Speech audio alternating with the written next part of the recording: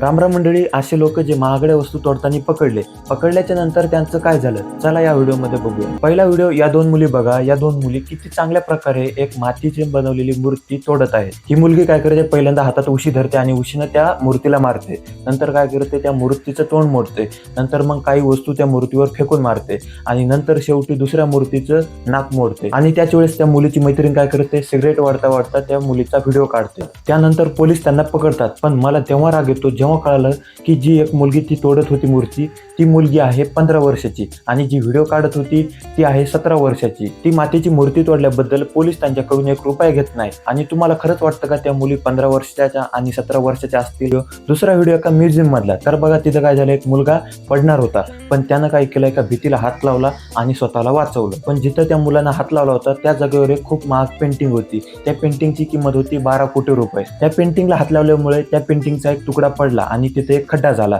तर बघा मंडळी, जेव्हा पोलिसांनी त्याला पकडलं तेव्हा कळालं की तो मुलगा फक्त 12 वर्षाचा होता आणि त्याच्याकडून पेंटिंगचे पैसे घेतले जाणार नाहीत. पण आपल्या इकडे काय होतं, एखाद्या 5 लाख रुपयाच्या गाडीला जरी स्क्रॅच पडला तर तो गाडीवाला माणूस, ज्यानं ते स्क्रॅच पडला, त्याचे हाडं तोडून त्याच्याकडून पैसे काढून घेतो. तर मंडळी, व्हिडिओ कसा वाटला मला कमेंटमध्ये नक्की सांगा. भेटूया दुसऱ्या व्हिडिओमध्ये. तोपर्यंत राम राम.